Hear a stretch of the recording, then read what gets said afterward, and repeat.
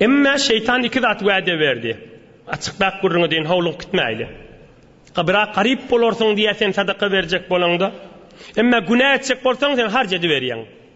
Wallahu ya'idukum mağfiratan minhu ve fadla. Emma Hudaý näme diye ey bendem sen harc etsen bir sen günahın geçerin jayın cennet bolor. İkilenci sadaka verdin deyip ta seni qarib koymorun deyiptir. Allah Zül Celal va'de veriýäşini. Hudaý va'de veriýär. Sadaka verdin deyip sen malın kemelmer hiç wagtda diye. Hud Kur'an-ı Kerim. Resulullah'ın gurrunun iyiliği. Ey insanlar deyiptir. Ramazan ayda musulmanların ırsıqlı öz köfelýänler deyiptir. Daşından adamlar darıqsa da hemme kişqow bilýändir musulmanyny öýleri bereketlidir. Her kim Ramazan ayda bir arada tutan adamın agzyny açsa, günäleri de geçiler, boynu da azat bolor, arada tutanın sogaby sana da yeter deyiptir. Oham sahabalar aytdyr, ya Resulullah, biz agzatçarlyk berer, yani koyun öldürer ýa-da sygyr öldürer ýa-da biz malymyz ýok deyipdir, 4-5 nefer çagyrar ýa-da. Amana. Peygamberimiz näme deyipdir? Yo men hükmen garyn doýurmalıymak deyipdir. Öz öýüňden, öz malyňdan, halysyňdan duq berseň, süýt berseň, suw berseň, hurma berseň, öz maljadyňdan berseň, şu agzyny açdyrsaň şu sogaply bolýar deyipdir. Ey cemaat, elbetde mübarek ay haş öwdäki ay. Biter ol qanay waliha. Kur'an inen ayha. Bu ayın awwal rahmatdır. Hudaý rahmatyny dökýär, ortasynda da günah geçilip ahyrynda da otdan azat bolmakdyr. Ey adamlar, 4 zat känedin, Peygamberimizin sözüniň ahyrysy. İkisi özüňize beripdir, ikisi bilen Hudaýy hoş edersiňiz diýipdir. 4 zat. La ilahe illallah kanaydın diýipdir. Bir de estağfirullah. La ilahe illallah, estağfirullah. La ilahe illallah imanın täzeleýändir, estağfirullah günälerini ýuwýändir. Bu sabyn men suwatşyňda näjere bolýar, günäleri ýuwulýar, kirler aýrylýar. Edil şojradyr. La ilahe illallah iman täzeleýändir, estağfirullah günäleri ýuwýändir. İki zat boldy. Yine iki zat kaldı da. Hudaýa senin cennet dileýäs, Hudaýa cehennemden bizi sakla. Yine şu 4 zatı kän durun diýipdir. Inne Peygamberimiz aleyhissalatu vesselam Ramazan ayı gelmäke Mered ayın ahyrynda sahabalaryna eşitdiren gurrungy boldy. Emma gelýän mübarek ayın bir neçe mübarek gurrunlaryny Dislavynna elhamdülillah berekallah nagadar yerlerde şu mahallan bir neçe ýaş jawan oglanlar bir mollalan köýnegünden uzunca köýnek, uzunca böreği ýaş mahallan geyip, ýaş mahallan teýýarlap goýupdyr. Men mübarek aýdymyň geýerin, ýaş wagt namaza gatnaryn diýip, bize öňkü ýaşullardan, öňkü adamlardan görüp eşden radymyz däl, siz de görüp eşden nädersiňiz. Berekallah.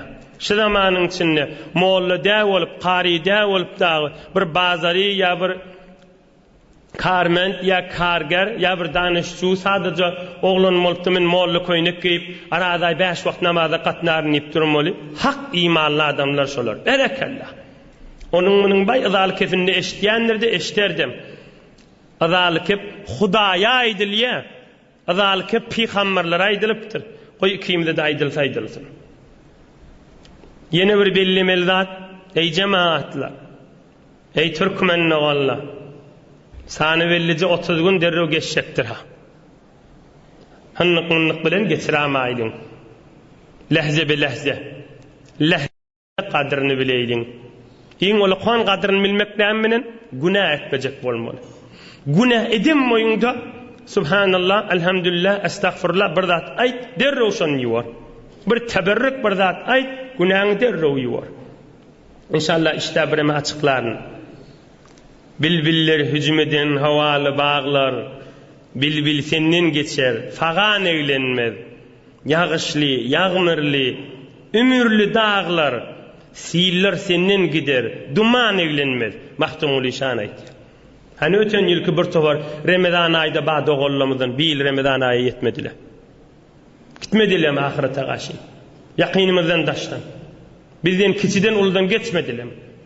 Bir wagt bir salyh gowy adamyň biri aýryljak bolup duranmışda O ayrılalları fikretmeň. Özüňiz fikredin. Öz gamymyzy ýeýle. Bir adam ayrıljak bolup duranmış, ağlapdyr da. Şaýetde şejerek mere daýda ayrıljak bolan boldun. Näme ağlaýan diýipdirler. Onna diýipdir, öwde Ramazan aýy gelýär, uly millet gönünip arada tutsak, men şu ibadatyň içinde ýok boljagym ýadym ötüp ağlaýan diýipdir. Mal, mülk, bidatdan gürrüňi däl ha. Ramazan aýda uly millet arada tutsak, yasumus saimun we lastu fihim. Selalikler turup ağlaçarlar ýejekler.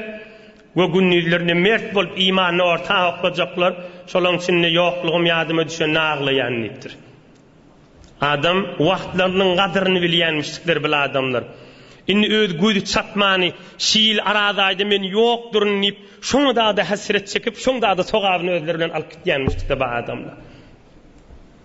Berekellah. Hakikat berekellah. Hakikat Allah'a kuvvet versin. Hudaý kuvvet versin. Hudaý kuvvet versin. Kime? Bir tofar zenanalara öýde ne adam sarada tutýar, ne oglan şoň arada tutýar, ne gaýnata sarada tutýar. Ýekiji ölüp selaligini ýip, bigat azal kefeştip, bigat galmagally öýünden kefeştip, bir musulman zenana bir ýaňa düşüpdir pahir gelin bolup, döwründe hiç kim arada tutana ýa günni aydym gygyrdypdy, mahbara gygyrdypdy. Şolaň içinde imanyny gaýym bolup, selaligini ýip, on öýde de ıza verip selaligini ip bilmese akşam ip yatıp ölüp ağdaçarlygyna yetip ağdaçarlykda da bildirmäni beýip şeýdip arada tutup gedip de Hudaý şu bennelere kuvvet bersin, kuvvet de berýändir inşallah. Ya bir tofar jowan oglanlar işleyen yerlerini ya başka yurtlarda ya ştalarda fakirle ýeköz işläp beren yerlerini mert bolup arada tutýarlar. Döwründe de bigat azal kepler aýdyp durlar, azal kepler aýdyp durlar. İnşallah şu adamlarda kıyamatda halk hesap kitabe uyumen tuqa Hudaýyň rahmatyndan gaty umiddir. Şu adamlar ýortup jennete girer inşallah. Olaň hormatyna, olaň bereketine ne kadar imanly adam şular. Döwrüni azal adamlaryň içinde azal erkek adamlar ya heleyleň arasynda aradasyny tutup beren zenanlar ya arany tutup beren erkek adamlar hakikat imanly adamlar. Hudaý şolara kuvvet bersin. Emma Ramazan aýynyň içinde marid adam awwalky bellemeli zady musulman takwa düktörlere geňeşmeli. Az bolsa bolsun geňeşmeli, arasda düktörlere geňeşmeli. Baran moýuna häzir sen derdiň soramaka agdyň aç diýen adam bolmasyn. Her kim bolsun tarap. Bu iman, musulmançylyk düşünýän adama geňeşin. Men şu gurslamy, şu atçak kapsullamy ya iňnelemi aradadan soňramy goýanym menen müşkili barmy? Bir musulman düktör bolsa taňa dogrusyny aýdyp berer. Ya iki wagtda bir selerlik bilen agdaçarda men fakat atçak gursamy ya şerbetimi aňruji bolar ýanyk bolsa şoňa köpläwer diýip de aýtmaly. O da arasda musulman imanly adam bolsa ýogluny aýdar. O bolmaýanmış da Ahiriň bir müşkili we wagt suw içip durmaly, wagt çörek ýep durmaly, ýa her 4-5 sagatdan 8 sagatdan dagy kursyna açyp durmaly. Hulasa bir müşkili bar, Kur'an-ı Kerimde we her gece tarawada okulýar. Fa'iddetun min ayyamin ukhar. Başwurun qada edamat. Şo jüren meriz bolup tagy. Fakir narahat öz arada tutup bilmeýänligine.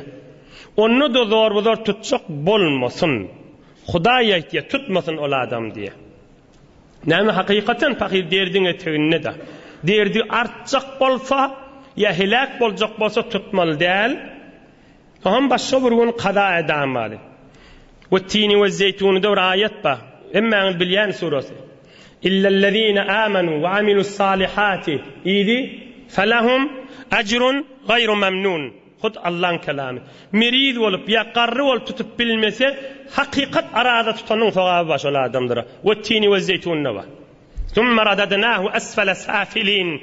İllellezine amanu ve amilus salihat felahum ecrun gayru memnun.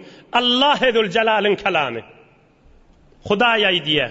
Qarryp meridler horlyk kynçylyklarda ibadatyny etip bilmeseň ibadat edeniň sogabyny bererin saňa diýär. Adamın gafsy därahim ol Allah zul celalin gafsy. ol Erhamur Rahiminin gafsi, ol Rahmanur Rahim'in gafsi, ol Ekramul Ekraminin gafsi, ol Zul Arşil Azim'in gafsi. İne merid adamın yankı forum uzurlu olsa Kur'an-ı Kerim'den delil ollu ağzını açar, arada tutanın soğabı bir gün kaza edama. Uy sonram kaza etip bilecekler. Muzmin devamlık derdi var. Hala cavan olsun, hala qarrı olsun. Fıkıh Hanefi'de Cami-ur Rumuz'da diye qarrı adama belli. Sonran tutup bilmeyecek bolsa. Cavan olup Müslüman doktorlar sana aysa sen ömür sayı arada tutup bilmeyen diysele, ola adam her günden çürüyüm fidye vermeli. Her günden çürüyüm bir baş fitre miktar. 1 kilo 600 gram 2 kilo da buğday ya buğdayın kıymetini vermeli. Her günden çürüyüm. Meseleleriniz bağ olsa sonram ahuncarla bilen telefonlaşıverin. Bu mahal meseleleri gayrat edin, fikretmeyin, aydılyan gurrunları olar.